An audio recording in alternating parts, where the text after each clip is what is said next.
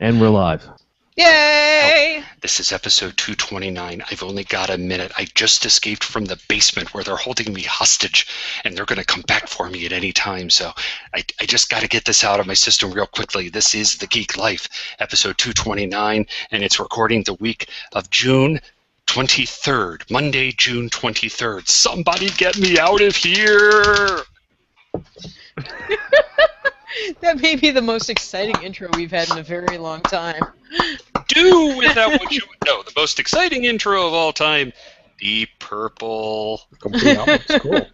However, Well, today is Tuesday, June 24th. It's Tuesday the be 24th. I always gave the date as the week of Monday. Oh, the Monday. Oh. But you can do it however you like. But I will just since I'm about to drop off because I got an insane amount of work to do. One of the most fun albums I've listened to in a long time. Cool. The name is very conceited or very pompous. Concerto for Group and Orchestra. Wait, the Royal Philharmonic Orchestra is doing a cover of Deep Purple? No, actually, one of the members of Deep Purple named John Lord wrote this in 1970. And Deep Purple performed it live with the orchestra conducted by Malcolm Arnold, who was a British composer. And they got an album out of it. And the band apparently didn't like it because it was mostly the one composer's stuff. But I don't care because it was fun to listen to, and I like that sort of thing. And it's very much a product of 1970 when it was recorded. Interesting. But this is why I love CDs. This box has 10 albums in it. It cost me $50 on Amazon. Nice! If I bought each album on iTunes, it would have cost me $100. But CDs are dead, right? Oh, totally dead. Totally dead. Totally. Just like this Billionaire Project CD that I got for $1 on Amazon. Aww. It's out of print, too. Oh, well, there you are. So, Richard, get the hell out of here so you can take care of your business and we can take care of our business. It's been nice for you to visit, though. It was good to see you, Richard. Wow. But I'm trying to get away from the Minnesota goodbye that's delaying everybody. Well, how about a sudden ending? There you go. Oh, They found him and took him back to the basement. Oh, no. there you go. Wow. There we go. Yep. That Minnesota goodbye is a curse. Anyway, videos. Videos. Videos this week. Yeah, it's definitely the summer season, not a whole lot coming out. But we do have this week the Lego Movie on DVD and Blu-ray, which was a lot of fun and, better than it had any right to be. Wait, It the had Lego movie's every out? right to be that good. Yeah. Every right. Did you order, Mike? Mike, do you need to go buy the Lego Movie? No, I don't. I already should. have it. Okay. No, like I said, it's out. Mr. Paper. Everything is awesome. Earworm. Okay, so also we have the Grand Budapest Hotel, for those of you who are a fan of that. And also, I'm very pleased with this. The Final Member has been released. Yay! The Final Member being a documentary about penises. Specifically, two penises. Two human penises. Oh, wait. And Isn't that thing about where they're... Yes. The guy who runs the Philological Museum in someplace in Scandinavia wants a human penis for his collection, and then there are two guys who are offering their penises to him. It's the documentary about that. And it's a hell of a thing. It really is a hell of a thing. Wait, was there a winner yet? What do you mean? Was there a winner? Did You one have of to them see win? the movie. I'm not spoiling it. Oh, okay. Okay. Yep. All right. So in catalog titles, not a whole lot this week. We do have Lord Jim with Peter O'Toole. And, in the really interesting category, we have a version of The Tempest, Shakespeare's The Tempest, recorded, it was a TV production from 1960, starring Roddy McDowall, Maurice Evans, Richard Burton, and Lee Remick. So there's that. You can get it for like $12 on Amazon now. Neat. And from Criterion, since there wasn't a whole lot of catalog titles from the regular places, we have Criterion hitting it out of the park with Hard Day's Night, the Beatles. We have Picnic at Hanging Rock, Peter Weir's film, which is this creepy kind of coming-of-age in Victorian Australia, girls going missing story. Judex. And Hearts and Minds being that documentary made in post-war Vietnam. So some really cool stuff coming up from Criterion. Also, Warner Archives has a couple of fun things. We've got the Sunshine Boys, the Walter Matthau, George Burns version. And we have More Than a Miracle with Sophia Loren and Omar Sharif. In the category of TV, fans of the Boondocks will be pleased to know that they can own the complete series in one big, massive box set. There wasn't that much, was there? I don't know. Isn't it like 2 seasons, though? I think it's more than that by now. Well, I didn't know if it kept going or not, but I No, knew it that got the canceled first... pretty quick. Really? Well, I know the whole first season. Well, I thought it moved to a different channel and kept going. Oh, maybe that's what happened, because, I mean, on Cartoon Network, it seemed like have a very short run and then immediately went to reruns, so... Mm-hmm. So anyway, title of the week. First of all, in the This Exists category, we have Aquarium 4K, which means a 4K Blu-ray of an aquarium. And it's not like not a saltwater aquarium or anything. It's just a regular old freshwater aquarium with like mollies and guppies and stuff. Not even cichlids? Not even cichlids. It's like South American guppies. One beta. It's Yes. just one beta on the whole 4K screen. Well, that'd be from Thailand. So Yes, but- if it's a South American tank, no go on the beta. And how much is that? I don't know, but probably Wait, costs more Only than. 3 pages. Wait. Is it also in 3D? I did not see 3D, but I did see it was in 4K. You know what'd be awesome? So if you need a 4K transfer, It'd be awesome if they included director's commentary. as you see when this fish crosses to the other side of the screen, you can see the impact it has on the other fish. No, you need to get Herzog on that. Yes, we do. Then it'd be worth buying. Herzog's Aquarium 4K. I don't know. He doesn't have to direct it. Just get him to do a commentary on it. I'm all for that. I'd buy the shit out of that, actually. Christ, why haven't we had like a March to the Penguins type movie with Werner Herzog doing the narration? Because he does those movies already. Clearly, you have not watched enough Sir Herzog. Well, no, I mean just You've seen Encounters at the End of the World, haven't you? Where he's stalking a penguin, and it's basically 5 minutes of his own version of March of the Penguins. I'm talking about full. Do you think it'd be too much of his full-on film? And then there's a sturgeon in the block of ice in that same movie.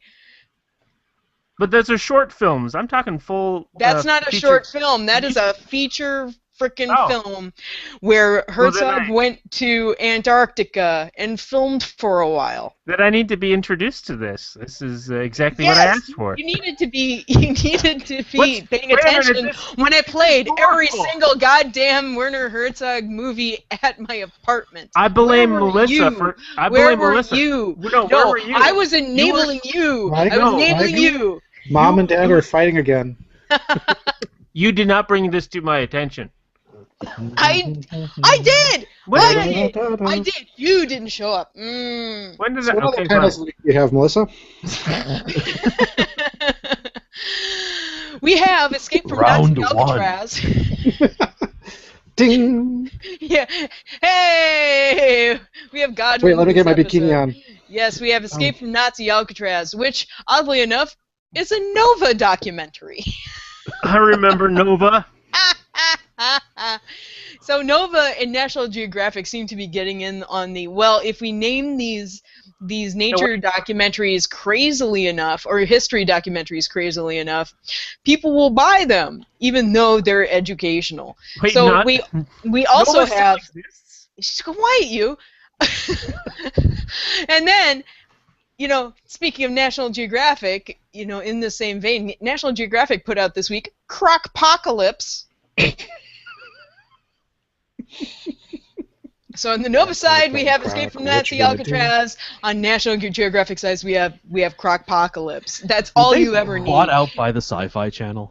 I know, right? No, as one who watches too much PBS, it's like they've decided to take History Channel's old idea and become the Hitler Channel, because PBS has been cranking out one World War II documentary after another, including secret Nazi death machine sort of stuff. And it's like, I remember all these shows, but that was when it used to be the History Channel, which was the Hitler Channel. Now that's the Sci-Fi Channel, and Sci-Fi is the Pro Wrestling Channel, and I just can't keep up. And for those of you who don't have enough in your life with both Crocpocalypse and Escape from Nazi Alcatraz, you have the Co-Ed and Zombie Stoner. The Co-Ed and the Zombie Stoner, quote, from the dudes who brought you Sharknado, unquote. Well, that just raises the bar. Yep. And that's what I have for you this week. Actually, Zombie Stoner. So was this a stoner before he became a zombie? Or does the zombie have a taste for weed instead of brains? Or does the zombie eat stoner brains? Yeah. Ooh! Brains on weed. That might work. Brains on weed likes them as a delicacy.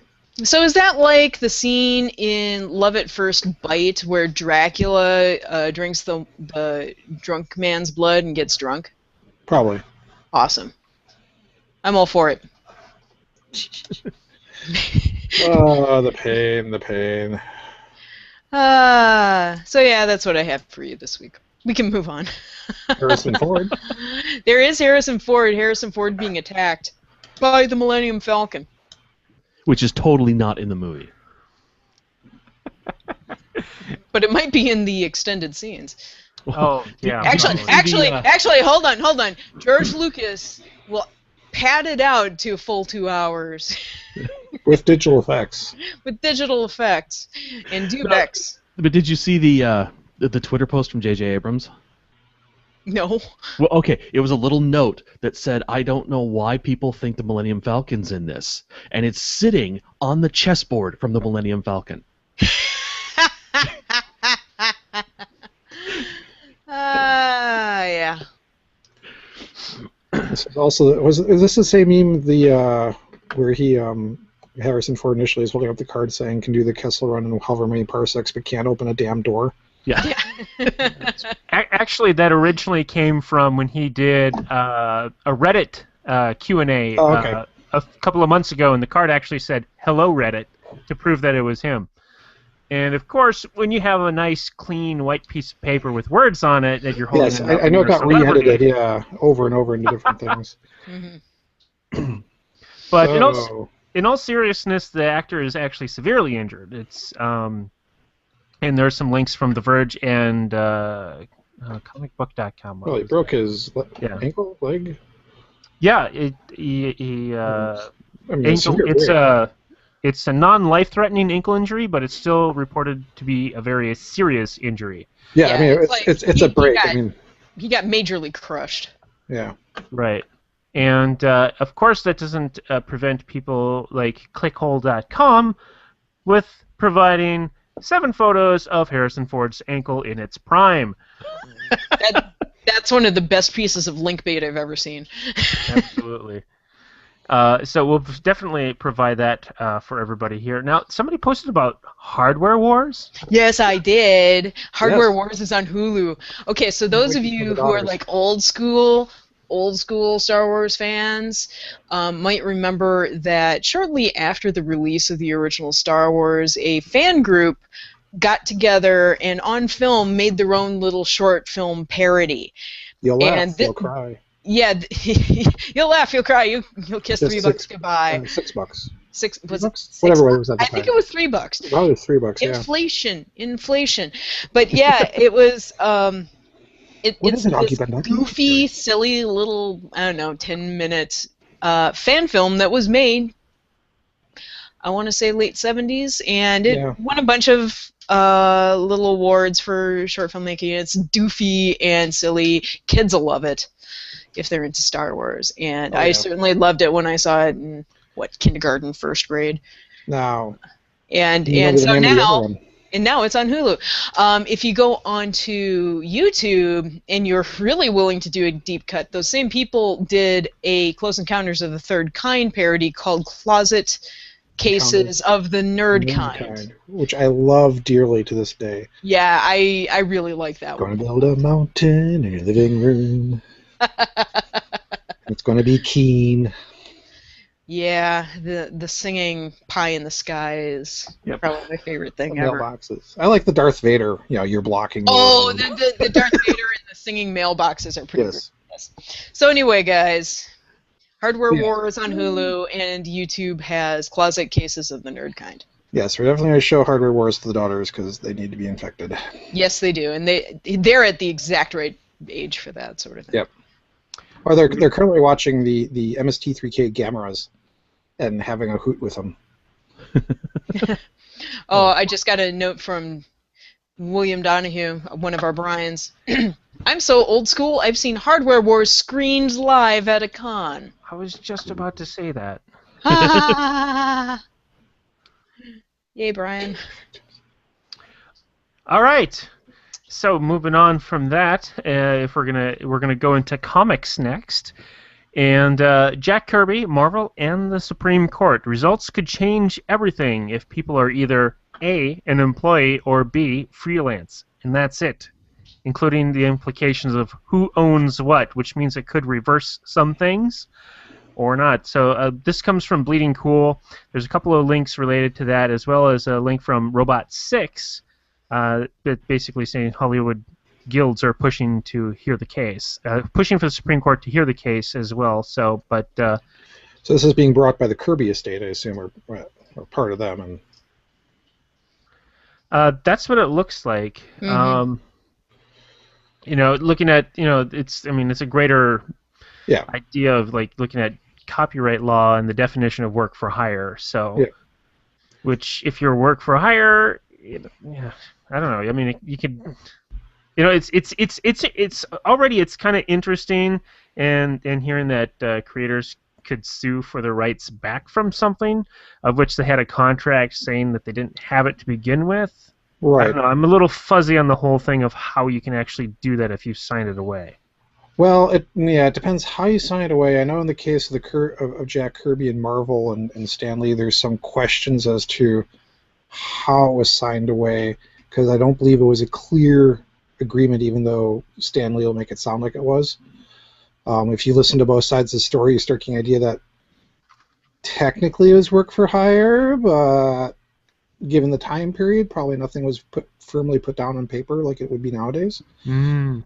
And on the suing for your stuff back is interesting, because that's actually a clause that exists within the music industry currently, that if they have your music for, there's something at the clause, because this is coming up, if they have your song for X amount of time, there's basically a certain time period you can have in your contract where it has to revert back to you, and we're finally getting the first person who this has to revert back to in the last couple of years, and he's actively suing for it to revert back to him, because what he uses has been sampled over and over again, or what he created. So at least in the music industry, there's precedence for it, but then again, that's part of the contract too, that eventually it's supposed to go back to the creator, but like after an ungodly period of time. Where in this case, it's kind of weird, because it's like, well, if you work for hire and the contract's clear about it, how does it really revert? But I know in the Kirby estate case, there's kind of some questions as to, sometimes they'd call themselves co-creators, and then sometimes Stanley had said, no, you work for me, and it's kind of like, well, it's one way or the other. So it's just weird. Yeah, and a little bit more on. I'm going to talk about this one first. DC Entertainment says they're going to change how they pay royalties and give credit to cover colorists. No. They're giving cover credit to colorists. Okay. Then what was I reading about the royalties? The royalties, they're changing the structure of the royalties, the way that it's getting paid out to all artists. So colorists get cover credit along with writers and pencilers, and the structure of the royalties is changing so that first of all, digital creators are getting sales royalties now, and the structure of the royalties should also wind up meaning that more sales royalties will trickle down to the artists that work on the books. Yay. Mm-hmm. Proof will be in the pudding, as the article says, but it's a very interesting development. Yes, the proof of eating is in the pudding. This stems from a preemptive move by DC, in which the very thing was brought up at a San Diego Comic-Con panel, in which basically somebody was calling them out, and also stemming from a recent internal survey that DC Comics conducted, asking how we can make the company better, make things better by giving them 60 questions of a multiple choice question, and not particularly actually what people are really concerned about. But so there you go.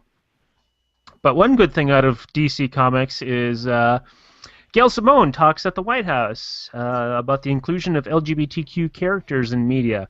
Though I can't actually find the speech itself, so I still got to try to find a video or something of that there. But I got lesgetreal.com has a little piece about that, and you can just Google Gail Simone White House and come up with a bunch of links about it. Cool. Mm-hmm. Okay. Yay! Yay! What? Huh? Oh. And that's comics. Hooray! Comics. Yay! Tech. Oh, this is a good one. So, if you're a Comcast subscriber, as in for internet, guess what you are? You're a hotspot. Fuck you. Let's see this. This is a turtle comment. It's kind of fun. Basically, what Comcast is doing with their Xfinity service is if you rent or buy a modem from them, so if you use your own modem, you're fine. If you consider this a bad thing or not.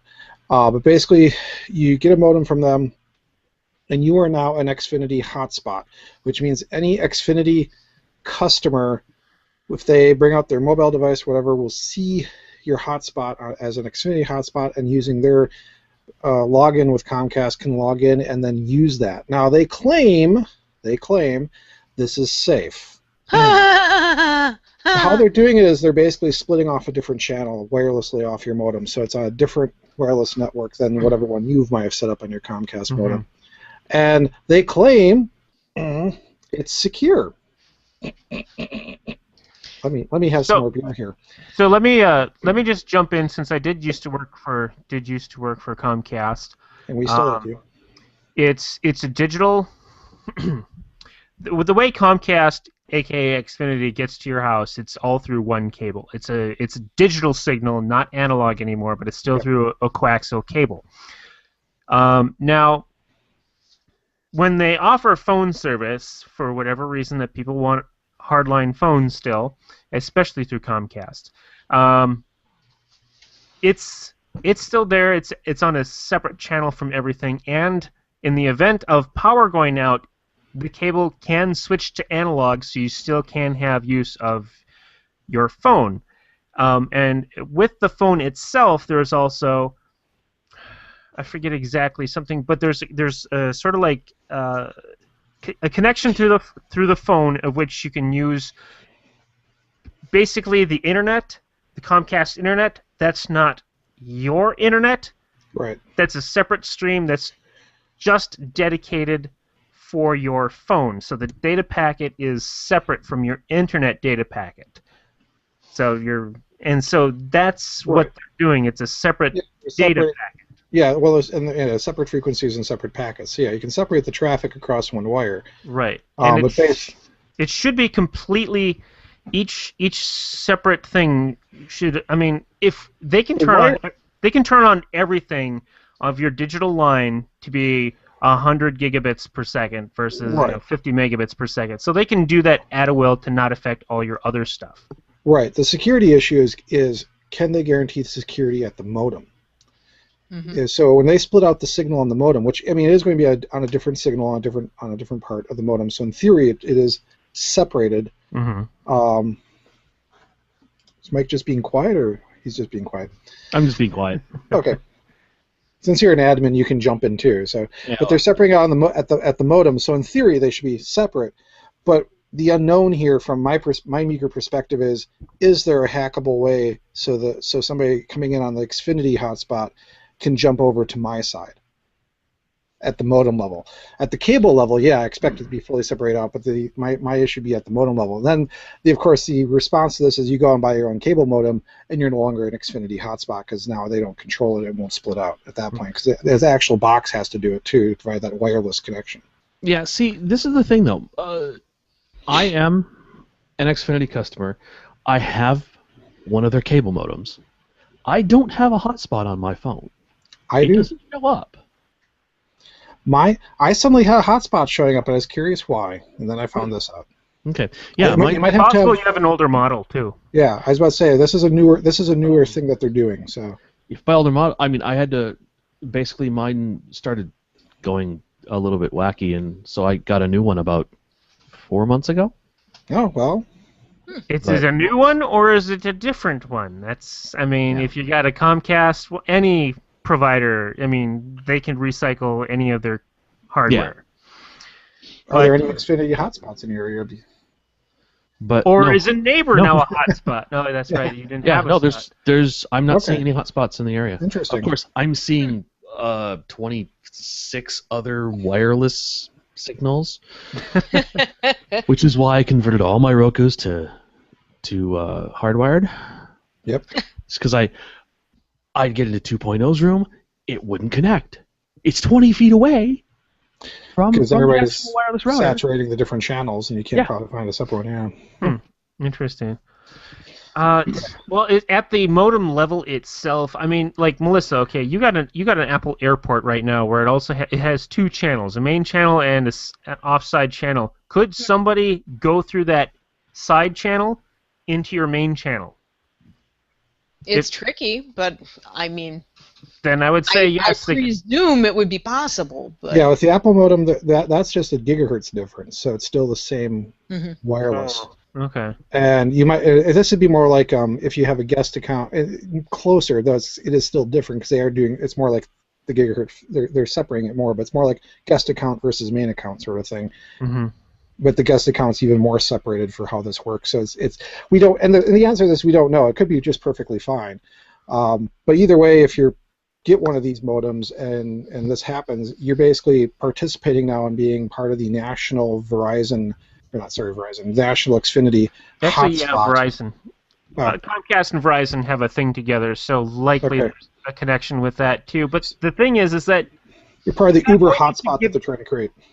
They should give you your modem for free at that point if you're going to use that energy to provide for that capability. Honestly, they can afford it. They can afford it. Yeah. And then I would agree with. I don't mind the hotspot thing as much, but yeah, then don't charge me for the modem at the lease rate, because if you're going to use that from me, you're using up, as you said, the energy at the very least to plug it into my outlet. Come on, guys, fair trade.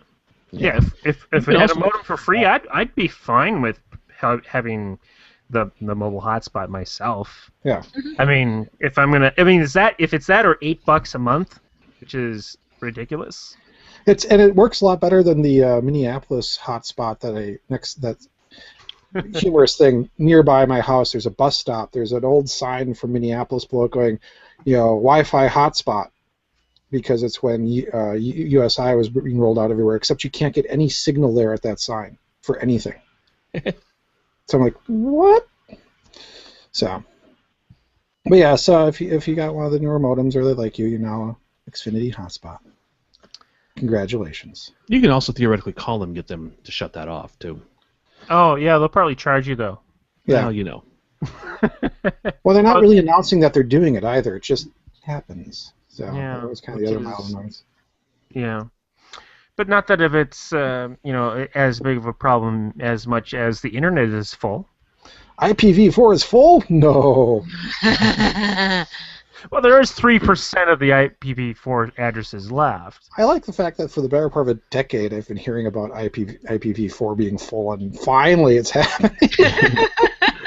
It's going to be we full. started It's moving going to to be full. IPv6. That's what everybody's doing. So Yeah, 3% left. Wow. We need new area codes. So. No, we'll basically finally be over to IPv6 hopefully someday soon, as they've also been predicting for the last decade.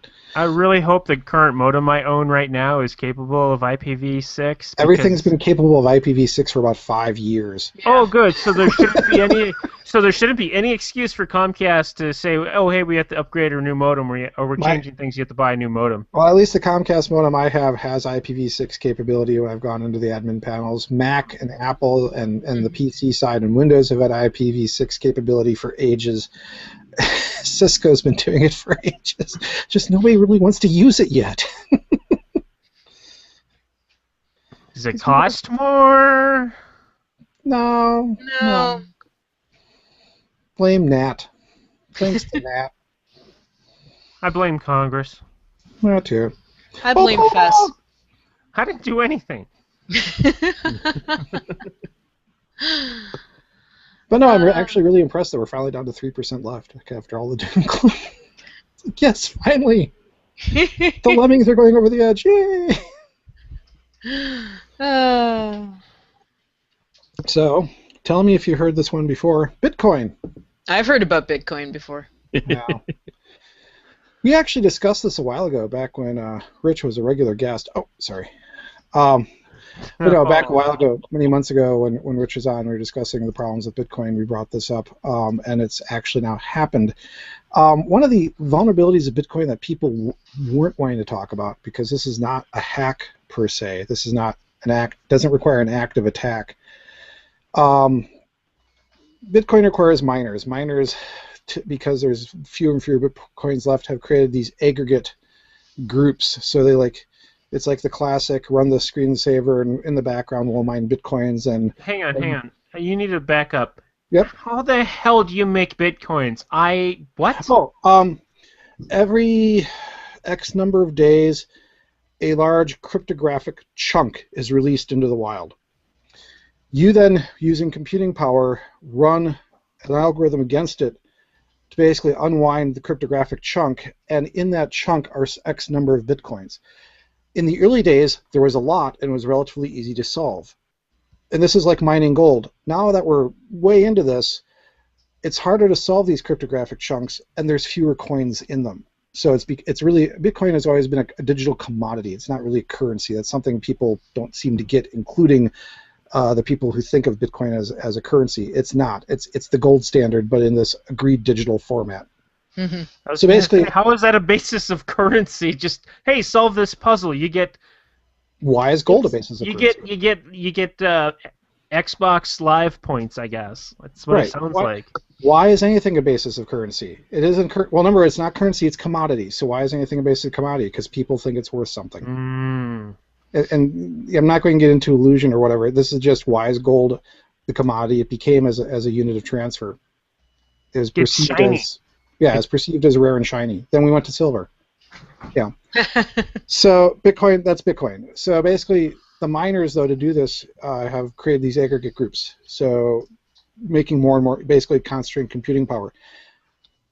The problem is with Bitcoin is if you get to the point where you have 50% or more, essentially 51% or more of the computing power available across of everybody mining Bitcoins, if you have 51% or more of the computing power, you can now basically control Bitcoin. You can actually now start issuing fake Bitcoin if you wanted, and nobody will know.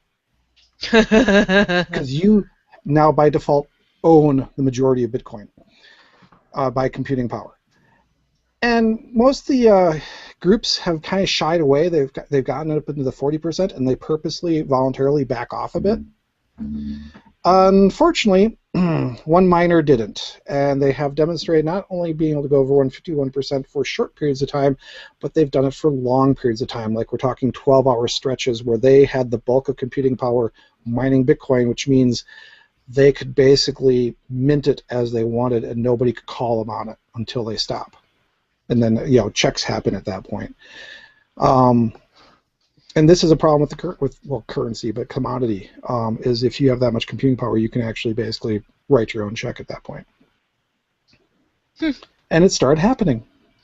Because somebody decided they weren't going to be, part of the gang. Because they don't care. Oh, look, the libertarian ideal. Sorry. Ouch. Sorry, but this is one of my problem with the people who've been into like, oh, this is the future. What I was like, except it has problems, and here's one of the problems. You see, eventually these guys are just going to be stuck with a bunch of pogs. Yeah, exactly. And actually, my one of my favorite stories for Bitcoin for somebody making money was NHK a while ago did a report on this, and you have this guy who, I forget what he does in Japan. It wasn't a masseuse, but something like that. Just little dinky profession, doesn't get a lot, and one day had a guy come to him saying, well, can I pay you in Bitcoin? He's like, what's that? I guess so, okay. And the guy gave him like 10 Bitcoins. And he just ignored it. And like 2 years later, it's like, this is worth how much? he's sitting on hundreds of dollars or whatever. He's like, I'm cashing this in now. So, but yeah, it's just like, So we'll see what happens. We'll see if they continue, if they have backed off. This is 2 weeks old, so I haven't looked at it since. But basically, guarantees of security in Bitcoin are shattering more and more. Surprise! So, Google I/O? More glasses? Yeah, I didn't actually read this one. It just sort of popped up. It just kind of... But it looks like it's going to be a wearable device. It looks like it's going to be like a wrist watch dealy, probably to compete with the iWatch that nobody knows anything about either. If it's a wrist thing, I've actually heard and seen like some posts on it that Google has developed I think it's a wristband type system that will interpret sign language in real time.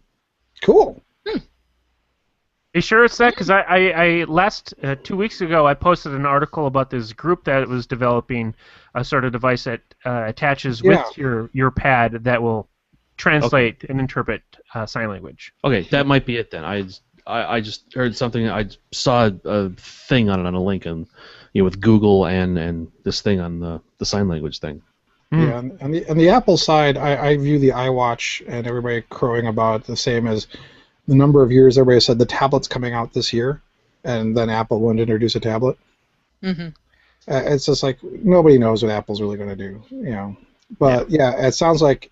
Well, I'm pretty sure iPhone 6 will come out this fall. Well, yeah, there's that, and there's a new iOS. The iPhones. A new OS 10, a new iOS, but that's already been announced. Yep. But no, yeah, for Google, it's going to be people are going to be interested to see what happens at this conference because the last several Google I/Os have been very flashy events, and so the question is are they going to finally turn back to being more of a developer conference like it used to be, and more supporting developers, or is it going to continue to be more of a flashy show event? Until they start pulling out at the end of their show, and two more things just to one up, Yeah. Well, the last WWDC, Apple's equivalent event, was very much a developer-focused show with there was a ton of stuff announced during it, but none of it was like something that would have an end user sit up and go, oh, wow. It was all very stuff for developers going, oh, this is really cool and interesting and going to be really useful and going to be able to do neat stuff. So that's why the question is what's going to happen with Google I/O. So, but yeah, they'll probably have a wrist thingy. Because everybody needs a wrist thingy. All right, that brings us to our general geek category. Woohoo! Yay! Sorry, I have to reread this one this term. Yeah, Arecibo got an upgrade. Arecibo! Yay! They upgraded. I like Arecibo. And then they hit Control-Alt-Delete. Basically, what they've done with Arecibo is, and it isn't just Arecibo, but they've upgraded Arecibo to be part of this system, is you take Arecibo, you point it as much as you point the island of Puerto Rico at something, an asteroid, and you bounce radio waves off it, and then another array will collect it, or vice versa. An array will bounce off an asteroid and Arecibo will collect it. But basically, they've upgraded the sensitivity of the equipment at Arecibo, and they get high-resolution radar, basically, of these asteroids. So now you have high-resolution pictures of these asteroids that we didn't have before. And it's kind of, I thought it was kind of a neat method that it's not just, bounce up and back, but it's actually, where's the asteroid, bounce off it, go to a receiving array, and then be able to get these high-resolution radar images of the asteroids in question. So it's just all the maths that have to go into that. I thought was kind of neat. That is really super cool. Yeah, it's just like, and the fact that it's Arecibo, which has always been a cool radio telescope. It's the big one that's basically stuck in the bowl of an ex-volcano or whatever it is, and it's like, like I said, the concept. I know the middle thing moves is how you aim it, but the concept of essentially a stationary thing on an island going, how do you aim that? Earth is rotating, the asteroid's moving. That, and if you're a supervillain, you can flood it. Actually, convert it to a giant laser. Yeah. That's what a supervillain would do. Yes, I invoked Goldeneye. I know. Yes, you did. Yes, you did. I'm surprised for all the time I've spent in Puerto Rico. For reasons of science, I still have not been to Arecibo. Aw. I know, I'm sad. You really can't be in it while it's active, though. It kind of hurts. Yeah, I know. What's that humming noise in my head? Ever seen that scene from Scanners? Exactly. So what happens when you send the Italians the IS, or ISS, sorry? Espresso! You must have our coffee. Yes, the Italians. How is that going to... We have to develop new technology. Yes, they an engineering firm and a coffee maker firm came together to figure out how to make an espresso maker for the ISS. It does other beverages too. So it's like ISS equivalent of an espresso. Does it do beer? No, it's more I know like there were Keurig. scientists working on beer for the ISS. I don't know how that went. Yeah, but how much... That's a lot of weight to be putting up in a rocket and to be sitting on an orbiting spacecraft. The beer or the espresso?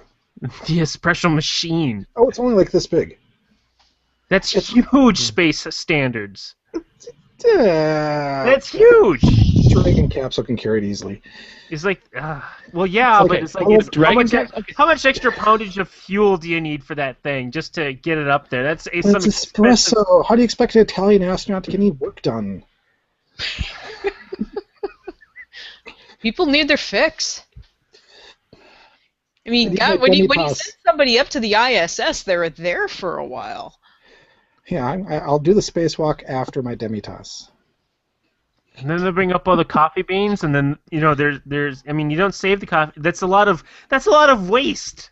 That's a lot of byproduct It waste. appears to be little plastic bags with the grounds in them, and it plugs into the machine, but I'm not sure how you get the liquid back out because it seems to brew it in there. And I don't know if you get the little crema. See, here's the physics that has to be explored. Where does the crema go? Does it kind of go on the outside of the globe of coffee? Is it kind of mixed? Can you get layers? Can you get a barista up there to do art? These are important physics questions. I'm sure we'll get video from the ISS. You then convince Neil deGrasse Tyson to narrate all this, and he just goes, Let's get Neil deGrasse Tyson into space. Let's do that. So yes, if you go to the links, there's actual pictures of the bulky machine, and yeah, thank you Italians for helping the cause of science in space. Yeah. Necessity is the... oh, whatever. Gifs? GIFs? All right. And moving on, Animated espresso GIFs. Animated GIFs are now on Twitter. Hooray! Yay? Yeah, but not on TweetDeck, I guess. You still have to click to see them. Boo. Yeah, so I mean, everything's. I mean, it's also embedding like some videos that'll I mean, the animated GIFs, they have a play button on them, so they don't automatically load, which is good for people that have trouble with moving pictures. And there's plenty of like plugins for your browser to stop animated images for that reason. So that's why they have a play button on there. But but I'd like. I got Tumblr for my images, so let's see how well it handles that if they can actually start embedding them with a play button like that into TweetDeck. But that's just me being nerdy and liking to see images. Cool.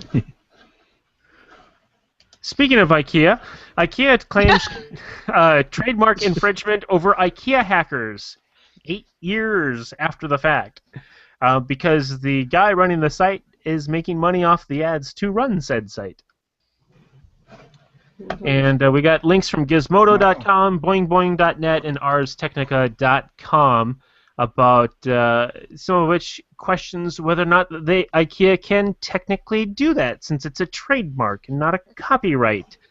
And I think it was on Boing Boing, they argue that no, that is not actually a legal thing that they can do. They basically sent a cease and desist to the guy, intimidated him, and came up with an agreement that he can keep IKEA hackers if he stops having advertisements on his site, to which, of course, the website would fall apart because, I mean, you need money to run a website that big, that's moderated, and things like that. So, yeah, so the guy's just going to move to another website and I guess redirect, keep the IKEA hackers URL and redirect to a different website. I heard there was a new development in the story because I follow IKEA hackers, and IKEA, several days after this whole thing blew up, IKEA directly contacted the guy and said, hey, maybe we can work something out. And I haven't heard the resolution on that yet, but he and IKEA are talking on more friendly terms. That's great. I mean, the only thing it does is like, hey, look at this stuff. You can go to IKEA to buy and do this with. It's like, what negativeness is there? It's a fan site for IKEA. I mean, it is. I mean, yeah, Paul made his little microphone mount off of IKEA hackers. A shock mount from IKEA hackers. Mm-hmm. How dare they take away this resource from me? It's a cool site. I love following it. Let's find a link for whatever you're talking about so we can add it to our show notes. But that sounds intelligent. The post went up just a couple days ago. Good. All right, so hold on now. Yep. If it's a trademark, okay, never mind. I was thinking no. Don't you have to have certain? It's like if you want to do it at some point, you have to kind of be aggressive about it. So anybody trying to use the name IKEA in anything that you have to go after, trademark you have to defend, yeah. Well, yeah, there's even if it is a trademark, which is less defensible than say a copyright, there is legal precedent where companies often go after people who are using their name in just about anything, because if they don't, and later there's a legitimate issue with somebody using their trademark for something illegitimate, a court can go to IKEA and say, oh, you didn't go after IKEA hackers, but you're going after this guy, so you're not actually interested in protecting your trademark. Right. It's legal bullshit. Yeah, trademarks you always have to actively defend. Yeah. Well, then I would guess they wouldn't have a case anyways then. From waiting 8 years too, yeah. And I found the post, Inter IKEA Systems BV called me. Fresh talks have launched. I just posted that link too, so we'll get that in the show notes. And you found it? Yep, I found it from the website. So that's good. I mean, obviously, you need money to run the site. But yeah, I think it's well worth the investment as a company, especially when it paints your company in a very good light. And it basically says, hey, go buy this stuff. We don't sell versions of this. Go buy it theirs. It'd be different if they were selling. I could see Lego going after the people that make pseudo blocks, even though that maybe they technically can do that, or guns or something like that. If you want to protect the brand of the making things that hook up with IKEA stuff, I could kind of see that, especially if they're touting the name IKEA, but they're not selling any merchandise. So that is Cal. Is it Cal? No. No, it's a horse. It's a horse. Okay, I see it now. See, It's Light a horse, of Cavalry. course, Anzac. Come on. All right.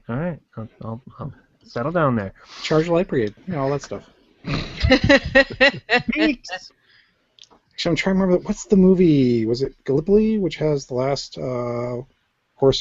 successful horse charge in history? Oh yeah, I think that is Gallipoli, isn't it? Yeah, where they're going after the Turks and they come in under their guns. Because that's the light. That's kind of historically the last. Well, Gallipoli's not against Turks. Well, World War One, right? Nah, it's not Gallipoli. Oh wait. Oh, Rudd. Yeah, what is it? Maybe it was Gallipoli. But basically, historically, that's the last successful use of light cavalry. So, so yay, Aussies. Anzac Day was Drink to the Australians. Well, Wendy pointed out, and only Brian noticed that I'm wearing my slouch hat today because I have my fancy hats, and Wendy thought I should wear them often. Peaks. We got peaks. We got peaks. I got 2 today, actually, I guess. I got one. I just got one that was almost stolen. We all have one. That's awesome. Luckily not in the beer. It's really hard to balance a horse on your slouch hat. Who wants to start? Well, I guess I will, since everyone's being so quiet. So I got two. And the first one is real quick. It's Steam's summer sale. So if you have some money and you'd like to lose it, go over to load up your Steam program and buy a whole bunch of video games at ridiculously cheap prices. And this ties into a different peek by somebody else who can take it from here. Oh, hey. I just recently finished reading The Jaws Log, which is a book by one of the writers of the first summer blockbuster, Jaws. He was also an actor in the movie, and he, a while ago, actually shortly after the filming, wrote this very comprehensive book about the making of Jaws. And it's fantastic. I mean, I've been told for years that this is the book that Bryan Singer reads before he directs another film, because it is just this amazing, comprehensive document of how the movie industry works and how this particular production overcame all of these production problems. And it's also very well written. So it's a very entertaining read, and it's not very long, and you can get the 25th anniversary expanded edition with all the footnotes in the back that updates all the information that was originally written. So it's cool. Interesting stuff. Really good. Okay, that wasn't the segue I was going for, but that sounds awesome. Neener. Well, it sounded like you were throwing it to somebody else. I was throwing it specifically to Mike. Yeah. Well, fine. The thing is, I didn't get this one on the summer sale, but so I heard about a game a while back that got released on April 1st, just because, and it's this fun little game. It's called Goat Simulator. Basically, you are a goat. And I am a goat. Run around, you run around, you ram things, you can actually climb up ladders. I know. And there's just... Can you enter a house filled with Australian college students? Film reference. You can enter houses with people in them. I don't know if they're Australian college students. But the thing is, it's this broken little game. It's a sandbox game. It has a couple of different areas you can go into. But other than that, it's just this open thing where you can do all this stuff. And they don't take the game very, very seriously, the creators. No. Of course not. Yeah. But yeah, let's see. The disclaimer is Goat Simulator is a small, broken, and stupid game. It was made in a couple of weeks, so don't expect a game the size and scope of GTA with goats. In fact, you're better off not. In fact, you're better off not expecting anything at all. Actually, to be completely honest, it would be best if you spent your $10 on a hula hoop, a pile of bricks, or maybe a real-life goat. All right, so this is right now it's 20% off on Steam until June 30th, so it's only $8. And key features about this game is you can be a goat. You get points for wrecking stuff. Yep. Millions of bugs. Yeah. And as in, they're only eliminating crash bugs. Everything else is hilarious, and we're keeping it. In-game physics spaz out all the time. Like a goat. Seriously, look at that goat's neck, and you could be a goat. Yeah. So I'm gonna buy it. Oh, it's great. There it is really no fun. Mac version, and I am sad. I'll Not let you yet. They're working on it. They are working. Oh, good. Oh, good. Oh, good. Let's work on making our buggy game available for the Mac. Well, no, it's in the fact which you gotta love the fact on the official site because the first question is, "Bro, are you serious?" And the answer is yes. But yeah, Mac and Linux. We are currently working on a port of Goat Simulator to the Mac and Linux. We don't have a date for when it's going to be done, but y'all are going to be goats. Awesome. And one of the lines from their thing about what if we find a bug? It's like, oh, report it to us. If it's funny enough, we'll keep it. So they're bro goats, is what you're saying. Yeah. But yeah, one of the things you can do is if you need to like pick up something, whenever you lick it, and your tongue just kind of sticks to it until you disengage, which is great when there's a car going by. Because it kind of stretches the tongue out and then drags you along. There's a spot in the first world where there's like this redneck where if you run into it, you get hit by the car and then it's like it's like taken out by the redneck or whatever. But if you get close enough and lick the car because he's doing donuts around the field, it gets to the point where you latch onto it, the tongue stretches out, and you just start going around and following it, and it gets to the point where you're almost perpendicular to the car itself and hitting things while you're going past.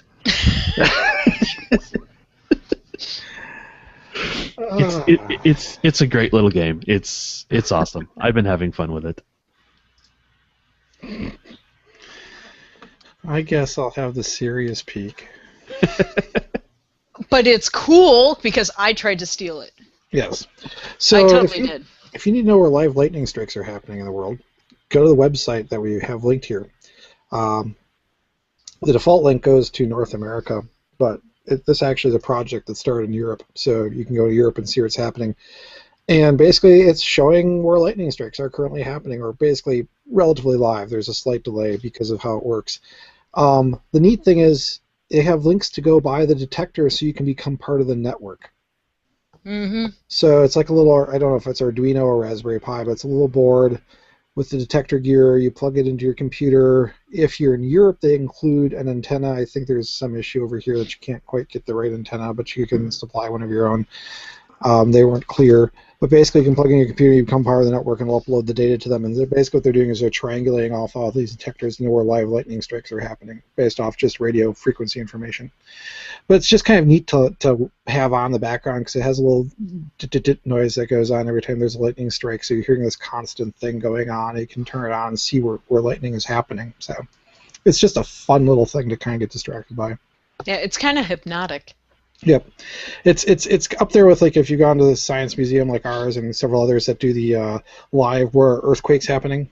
Mm-hmm. Oh, with, right. With Plays the music. it does the instrument. Yeah, the instrument thing. Yeah. Yeah, tube instrument, whatever it is. Yeah, it's similar to that. It's like I'd love having a live earthquake thing and a live lightning thing going at the same time. It'd be kind of fun, but where is natural disaster happening? Woohoo! So. All right, and my last peek is, it's less of a peek, more of a, hey, this we kind of need to know some of this for at least our Minnesota and surrounding border state listeners. There's a invasive plant species spreading in Minnesota called the Grecian foxglove. Grecian foxglove. I was going to say that first. Its toxins, quote, primarily affect cardiovascular, neurologic, and gastrointestinal systems, unquote. Let's use that alcohol. So everything. And it's just as bad as if it's a dried plant, too. So wear really thick gloves and maybe a face mask if you want to remove them. I'm not sure if you're actually supposed to call to have them removed or what, but there's some links. I'm not touching the damn thing. Well, I probably would, but there's some links here that you guys can follow. Let's see here. What do you do if you see a foxglove? So the MDA... Yeah, burning it's probably a real great idea. Yeah, so Minnesota Department of Agriculture has submitted something in which we'll link as well. What do you do if you see it? Note the exact location, if possible, take photos, and then contact the MDA by emailing them or calling their voicemail. So I guess they will show up. Clue how this is getting spread, or how it got spread, or just somebody got some and let it go wild? No, it's an invasive species. It's just kind of been creeping. It's been creeping up the Mississippi River Valley, if I'm correct. Which I might not be, but yeah, right now it's kind of in the Mississippi River Valley and in those areas. Okay. There you go. To the what's his face? What are the little mussels? Oh, zebra mussels. Yeah, feed it to zebra mussels. They'll love it.